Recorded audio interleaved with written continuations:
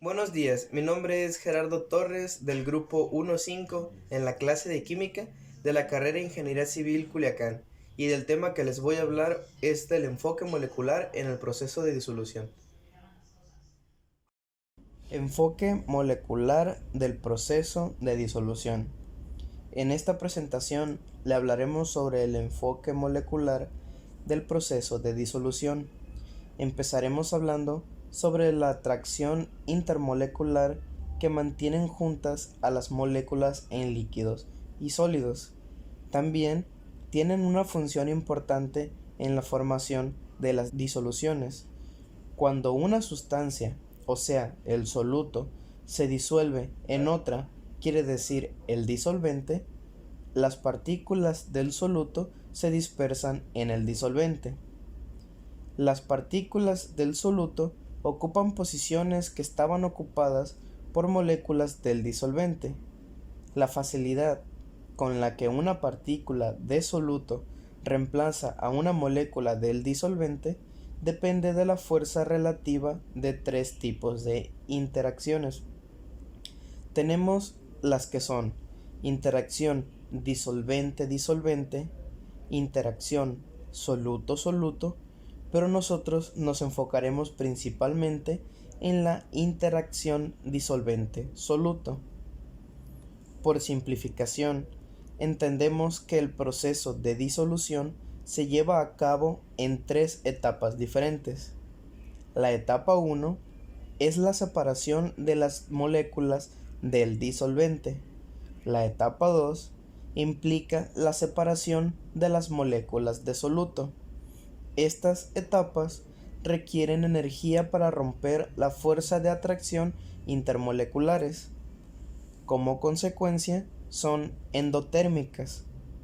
Endotérmicas quiere decir que absorben el calor de la reacción. En la etapa 3, las moléculas de disolvente y del soluto se mezclan. Este proceso puede ser exotérmico o endotérmico. Esto puede variar dependiendo de la disolución que estemos haciendo. Exotérmico quiere decir que desprenden energía en forma de luz o calor dependiendo de las reacciones que estemos haciendo.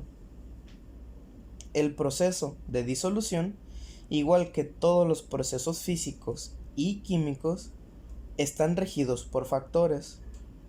Uno de ellos es el factor energético, que determina si un proceso de disolución es exotérmico o endotérmico.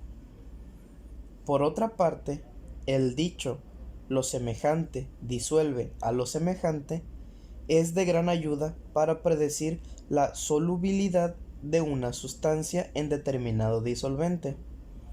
Esta expresión significa que es probable que dos sustancias cuya fuerza intermolecular son del mismo tipo y magnitud sean solubles entre sí. Por ejemplo, tanto el tetracloruro de carbono como el benceno son líquidos no polares, quiere decir que no cuentan con un polo ni positivo ni negativo. Y las únicas fuerzas intermoleculares presentes en estas sustancias son las fuerzas de dispersión.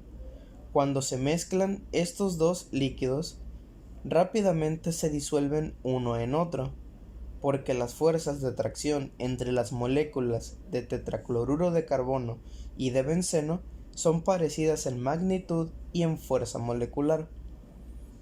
Por otro lado, se dice que dos líquidos son miscibles, o sea que se pueden mezclar en cualquier proporción si son completamente solubles entre sí en todas proporciones.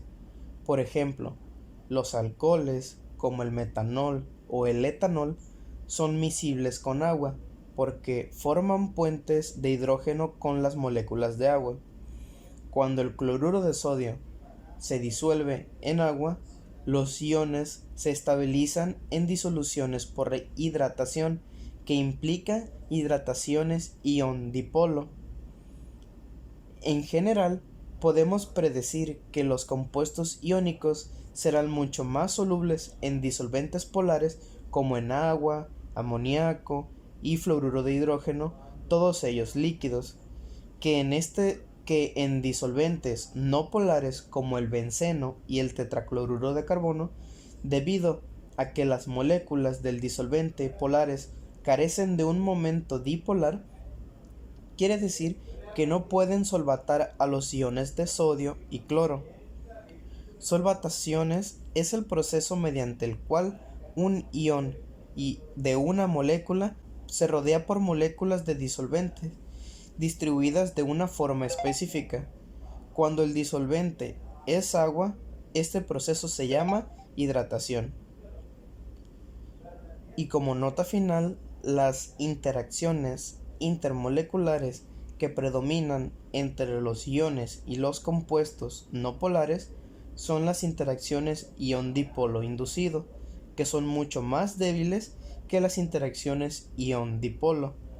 Como consecuencia, los compuestos iónicos por lo general son muy poco solubles en disolventes no polares.